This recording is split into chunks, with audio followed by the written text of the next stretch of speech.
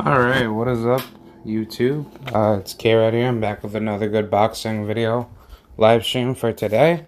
I'm probably gonna do like another one and then I'll sign off. And then maybe I will be talking about, maybe I'll do like a live stream for like the Devin Haney fight card this Saturday, depending on, I don't know, probably not because I have things to do with family and I have to be busy. But we'll see where that goes. I don't think I would be able to, but I'll just make like my little prediction and then yeah, we'll go about from there because once it hits Saturday, then I'll find that out come by that time. But let's talk about Shakur Stevenson versus um who's that guy? Jeremiah Nakathila. I wanted to do a fight prediction on that. I wanted to state my thoughts on that fight and what I think about it. And I guess I'll probably just add in the Devin Haney fight card prediction too, because I rather just get that out the way. So I'll just basically talk about the fight itself on both ends, and then we will see where that goes. I will most likely talk about the Shakur Stevenson fight because that fight is a lot quicker to talk about. This fight alone just doesn't make any sense to me. I don't understand why Shakur Stevenson is kind of being mistreated by Top Rank. He should just be fighting Jamel Herring to get this fight put down. But good enough that Shakur Stevenson, he's going to get himself a fight with Jamel Herring, because Jamel Herring, he has until like I think like the end of the month or some shit like that. Like it was supposed to be like the end of April or by the end of May. Ever since Jamel Herring beat Carl Frampton, Shakur said he has until the end of a certain month to make a decision. And if he doesn't make a decision by a certain date, Jamel Herring is gonna have to give up that belt for Shakur Stevenson, and that should be his belt. But I guess what Shakur is doing is that he's now going to just stay busy and fight this Jeremiah Nakathila guy. I just don't think this is a fight that Shakur should really be doing, but I don't blame him. Like, I mean, I don't think Jeremiah is good. This guy is really not that good of a fighter, not well known. He's from Walvis Bay, Nambia. He hasn't really fought any good opposition. His last 5 fights have been coming by knockout, but these are 2 guys that don't really have good records of fighting guys out of any part of the world. They're just mostly guys that are from like Africa or, or maybe parts of Europe. He fought this Emmanuel Amos guy, Emmanuel Andioleki, Peter Pambeni. Don't understand why these guys are even being put on here. Zoltan Kovacs. Yeah, it just doesn't make any sense. I don't see how Shakur really loses to this guy. Shakur should easily walk through this guy. I mean, stylistically, he's decent, but it's just that, Shakur, he's on a whole different level than this guy. This guy, he's pretty good when it comes to pressuring off of punches, but the only problem with this guy is that this guy isn't too much of a defensive reader. He's just more of an offensive bruiser. And the thing about African fighters is that African fighters, they really do lack adaptation. I'm really not seeing this guy going that far with Shakur. I think Shakur will probably stop him. I would hope he does, because this guy is just basically in Shakur's way, and Shakur, he has a lot to gain in fighting Jamel Herring, because once he gets to that belt, then you already know what's going to happen. Shakur Stevenson's going to take WBC from Oscar Valdez, and then he can go straight after the WBA and the IBF. And the IBF is completely vacant right now. So that means that Shakur Stevenson, he's just getting WBO. He can go get that IBF, go beat the shit out of Oscar Valdez, and then just go get WBA, because from the WBA 130-pound ranking, it shows that nobody does not have that belt, if I'm not mistaken, because I believe that nobody is there, and I'm actually going to check it right now. Yeah, it shows that Gervonta Davis is still the champion. So I guess Tank is still actually the champion at 130, but that doesn't make any sense. Like, hold on. Did Gervonta... Hold on, let me look it up. Did Tank Davis vacate his 130-pound WBA belt? Will he vacate the belt? Yeah, he drops the... Yeah, he vacated the... Okay, he dropped... Yeah, this is from April 6, 2020. He dropped the WBA super featherweight belt, makes trek to lightweight. So, by this logic... Well, I mean, this is coming from DAZN. Like, I'm just looking it up to see who has the belt. But according to the WBA ranking system as of now, Wait, what? Yo, they haven't updated these rankings? What? Huh? Yo, that is so stupid. Like, literally, like, that does not make any sense. Like, huh? Alright, but hold on, let me look at Box Live. That might be the better website. Box Live rankings, yeah. Because that makes it a little bit easier. But I'm going to look at super featherweight. Yeah, the Ring magazine, nobody doesn't have that. Jamel Herring has it. Oh, the IBF is vacant. Yep, I was right. And yeah, they still have Gervonta Tank Davis as the WBA super world featherweight. Yo, that's crazy though, because now that Tank is at now that Tank is at fucking he's at 140, it's like, what the hell is going on? Because right now it's like Oscar Valdez has, he has a WBC.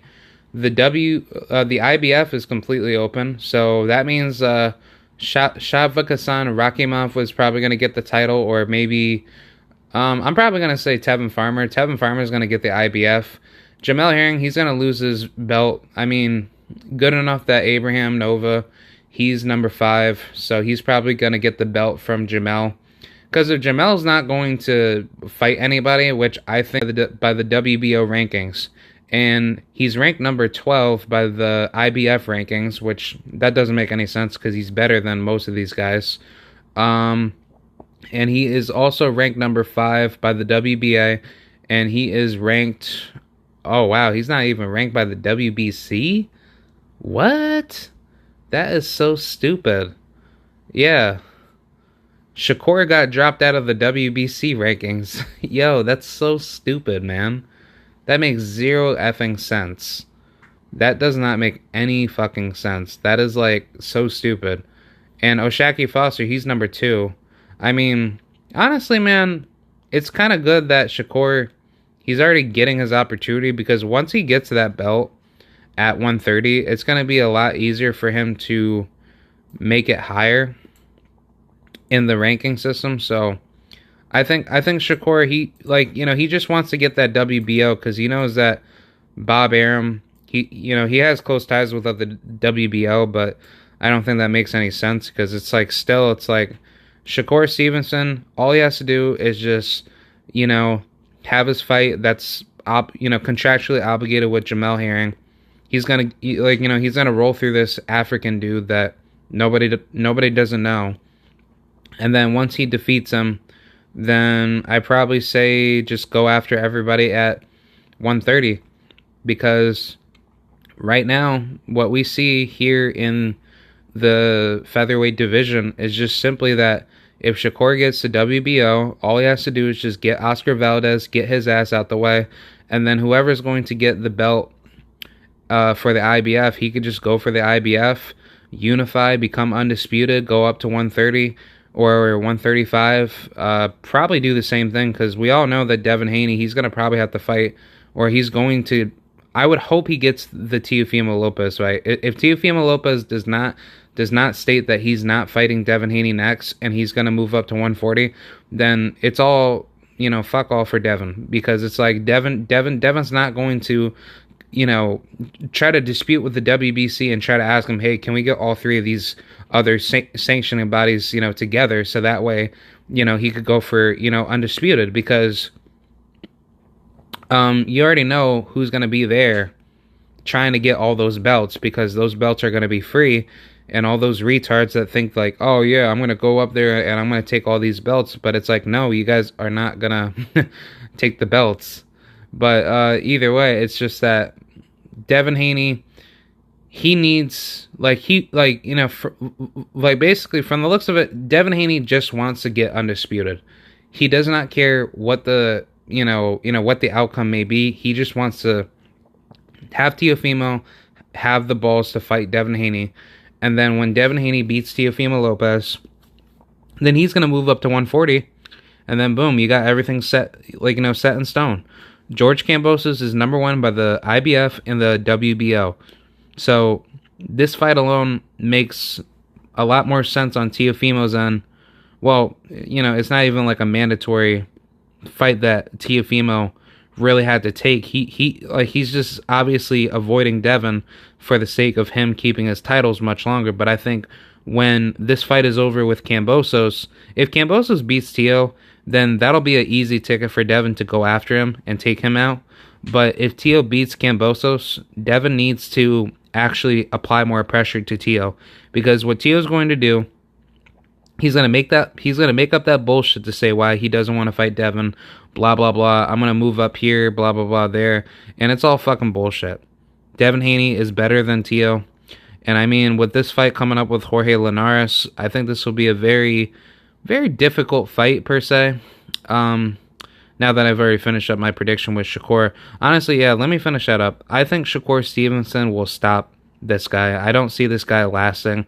This guy is very susceptible to get hit, Nakathila, and he's just more like a brawler puncher. Not too much of a boxer, very susceptible to a lot of open hits, and I think if, once Shakur Stevenson gets that first shot off of him, it's just basically lights out for him, because I don't see Shakur getting hit. Shakur showed that in his last fight with Toka Clary. So I think he's going to do the same thing to this guy, and he's just going to walk all over him. I think he's just basically going to style on him. But in regards to Devin Haney versus Jorge Linares, same thing. I think Devin's going to stop the living crap out of Jorge, or it's going to be a very easy victory to a unanimous decision, if not possibly just like a tough fight. A tough, educated chess match for a unanimous decision victory for Devin Haney. But either way, I think Devin Haney is definitely going to have a come-out party, and I think Devin's going to do very, very well.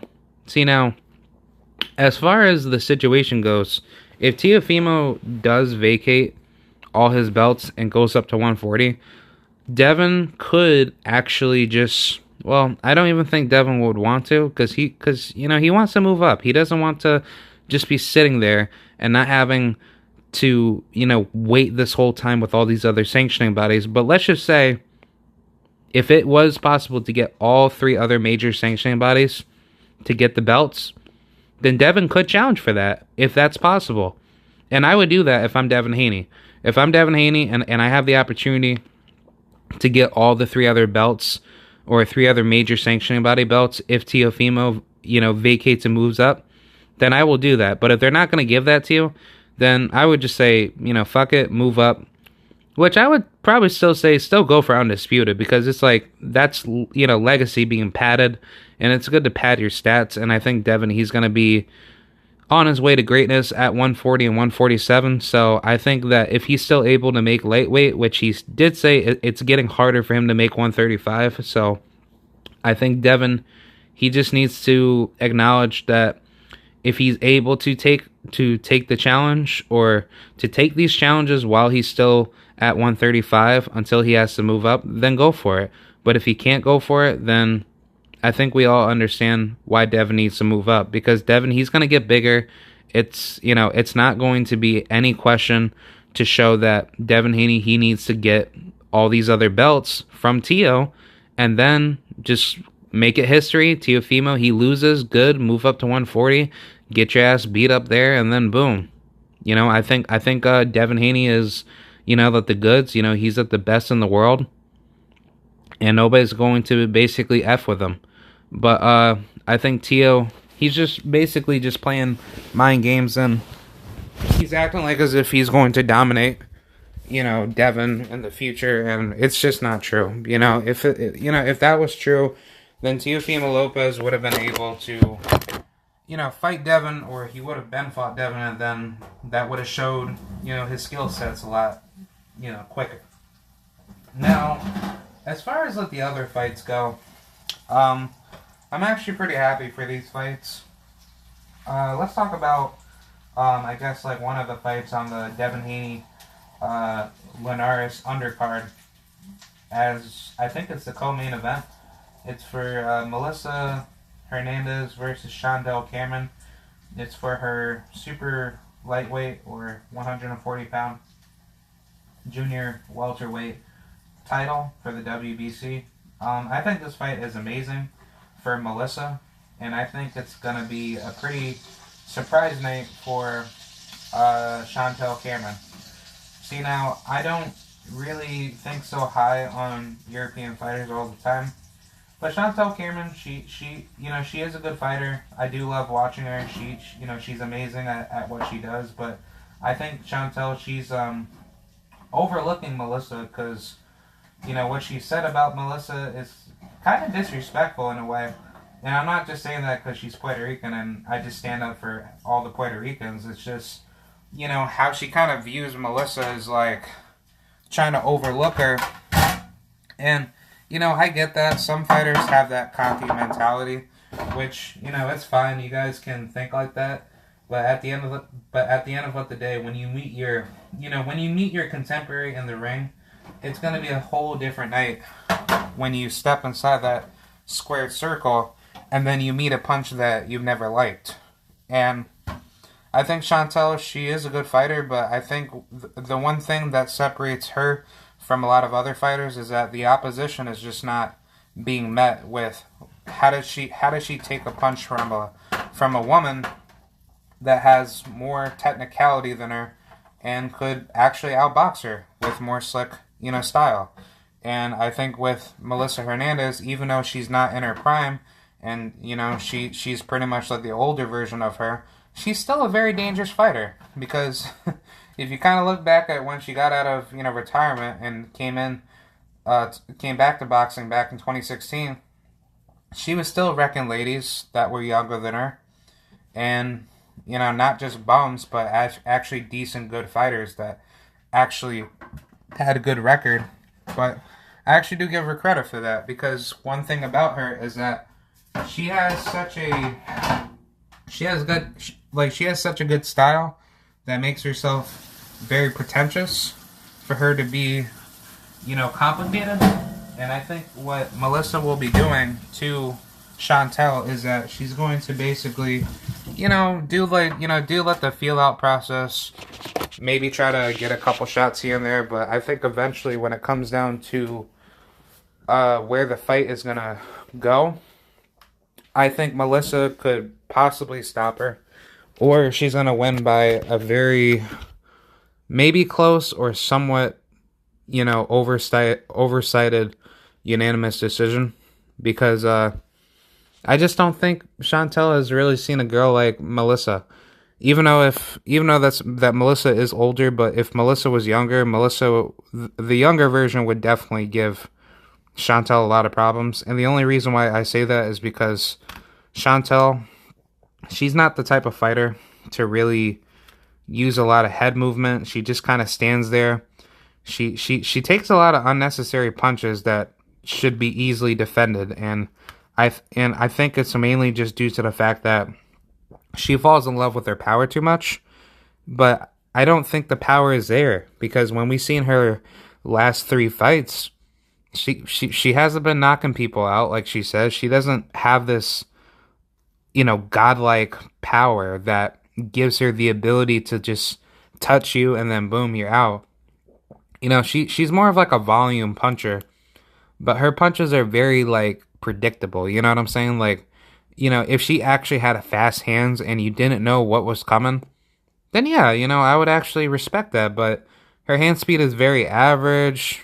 I mean, Melissa's hand speed is actually probably a bit better because she knows how to select it at a right time and then catch you with like a good 1-2 and then reset and then mix it up. Like, it's just too good of how she fights.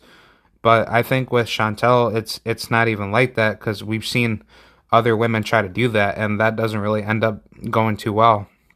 So I think either way, the fight should be interesting. And Melissa says that she wasn't that impressed from Shondell, and I actually do agree because in her last fight, which was at the title fight, she wasn't even doing that well. She was kind of gassing out a bit. Yeah, her punches were still active, but still, it's like when you do that to a fighter that you know that you should have gotten out of there, and this is like an old lady, that Edna Arujo lady, like that lady should have been stopped. Like, honestly, like she had no business being there, but Shondell, she didn't take the fight as serious as many people would think she would. And now I think that she's kind of feeling herself. And I'm not just saying this to bash on her. This is constructive criticism. This is like the same thing that I say about Edgar Berlanga, but just in a different light. So I think Shondell, she's just feeling herself, and she thinks that, oh, after I walk through this unknown lady that I don't know, which she calls Melissa a hype job, which Melissa, she's been in there with some really tough ladies. Like, just because her amateur experience may not be like as well seasoned as many people think it is. I mean, she is a 2-time, Golden Gloves champion and a Nationals champion. So I think with her amateur experience, that doesn't mean anything. I mean, in the pro game, she's good. She's built for it. She's like a Danny Garcia-ish mix with almost like a Wilfredo Benitez type fighter. She's very like in your face, but she's slick and she's hyper fast with those hands. And what I like about her is that she doesn't just bang it out with you. She's so good at just shot selecting and making you pay, and you just don't know what's coming because she's so good at it, because she knows how to outread the opponent, and she really keeps her defensive discipline on track. And you may probably see that this Saturday, and I think Melissa could really actually hurt Shondell, if not stop her. Who knows? Because Melissa, I basically call her the jack of all trades because she's good at what she does. But Shondell, if she's going to start banging with her, I don't think that's a good idea, because what Melissa will do, she's just going to pick her off and then let her stamina go down. And I think with Melissa being the older lady, I wouldn't see anything different other than to use defensive tactics and then, be more aggressive late game into the fight, which, I mean, she still has to be active because it's 2-minute rounds for females. So it's not like she can't really move around a lot and try to, be defensive all the time. But I think like she said, it's going to be fireworks, and she's definitely gonna show you guys something that you guys haven't seen. So I think Shondell, she could be in for a rude awakening, but who knows? But I don't see Shondell stopping Melissa. Melissa, she has a good chin, and she's good at what she does. She's really talented. She's been in there with like really good former world champions, and I give her nothing but love and respect. She's a very talented, beautiful woman. So be sure to tune in for that. That's gonna be good. I already made my prediction on Devin, Haney, and Linares. I think that fight is going to be pretty simple. I could just go to Tapeology, and then I'll just talk about like the fight card of like what's on there. I don't think it's going to be too much of a fight with the rest of the fights. I think this fight card will be pretty basic, like what Eddie Hearn always does. Honestly, like, he just needs to put more females on the card, honestly, because that's really why, like, this card is just so weird, because it doesn't make any sense. But actually, yeah, let's go over a couple of these fighters. We will go over Mr. Khalil Cole and Nathaniel Tad. Don't know this kid, but I heard he's making his pro debut. I got him over the other guy. Who knows? That might go the other way. We got Rashad Mahdi versus Ryan Pino. Yeah, we know Ryan Pino. He fought the other day. against Luis Mideo Sanchez on the Ring City card of Amanda Serrano and Daniela Bermudez. Yep, I know him. I think that's going to be a tough fight for Rashad. I think Rashad's going to see something different out of that kid. Ryan is a good fighter, and I don't take anything away from him. He is he's very deadly with how he punches, and he's very awkward, and I think that awkward style is going to give him the split advantage late game into the fight, but don't be surprised when it comes to Rashad's end where Rashad could stop him, but I don't think Ryan's going to get stopped. Even from his recent fight, it was a split decision loss, and I'm pretty sure he got dropped. So it's not really easy to actually hurt that guy. So that's going to be a really good fight. So I think Rashad's going to edge him. That's going to be a good fight. Amari Jones versus Jonathan Burrs the third. I don't think this guy is really too good per se. I've seen a couple fights out of him, and he's okay. Not the best fighter in the world, but I think Amari will probably beat him. I've seen some clips out of this kid. He's actually pretty good. He trains out of Devin Haney's stable. Yep. So, there's a Mickey Bay in that photo. I think that will be a good fight. This fight I'm really, really happy for. Rama Ali versus Michaela Nebel. See, now people think Michaela is not that good, but I think she's good. She just doesn't have like all the resources around her to like actually train to be good. Which I mean, she used to train, at the Mayweather gym. I don't know why she's not at that level to train there with guys like Devin Haney or all those other guys. I think that'll make her into a much more experienced fighter. But I think when you look at how she progresses, she doesn't have like all the best connections to probably give her all those extra tools to dominate. But I think Michaela is going to give Rama a fight. Rama, I don't think she's that good. I think she's just very like too one-dimensional, very robotic, doesn't have too much adjustments to be made. Only has two fights, fought against two women that are like the first one came off of a short notice. Yeah, it was a short notice fight. And the second woman, she didn't even do that well against her. She doesn't even she came off of like a loss as well. So it's like her two opponents are not that credible, but if she gets a win over Michaela, that is a good credible victory.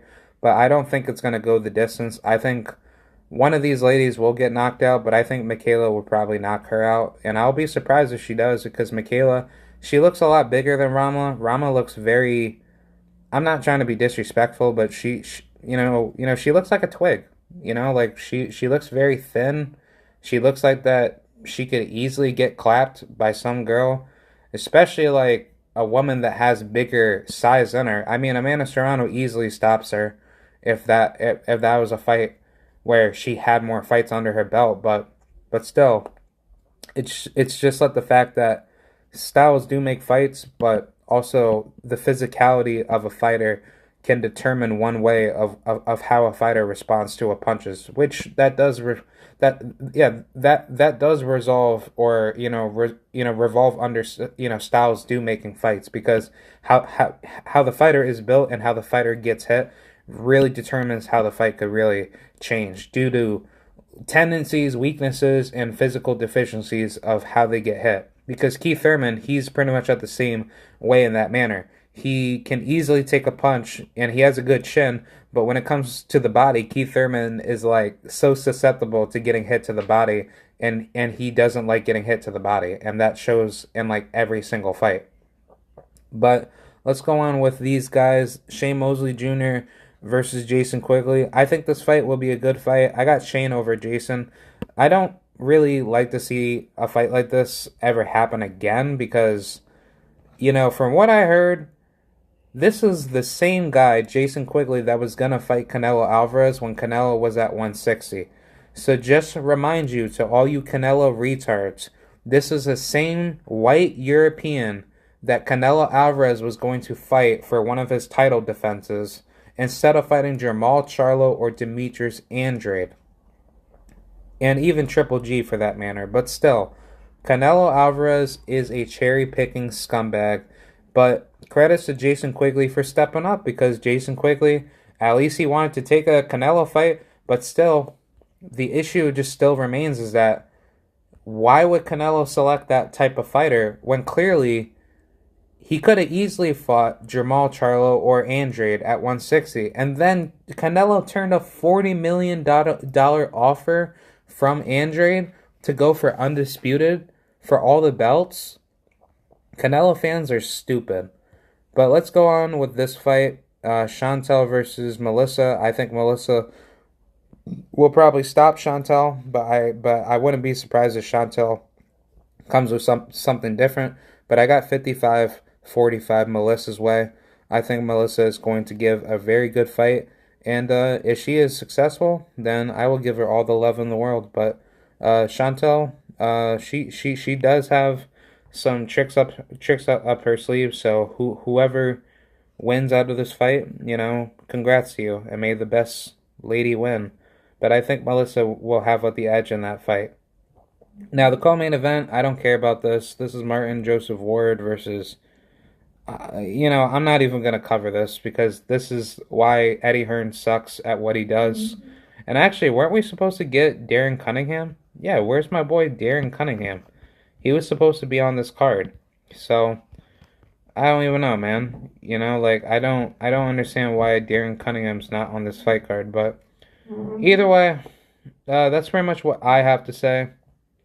Thank you guys for watching, and I will be happy to see you guys tuning in for the fight. I'll probably make a fight call, live stream video covering it, but I don't know. It'll be pretty interesting of where this goes, so I'll check up with you guys later on it. If not, I'll just probably make a post-fight, video reaction on it, and then I'll see y'all later. Thank you. Bye.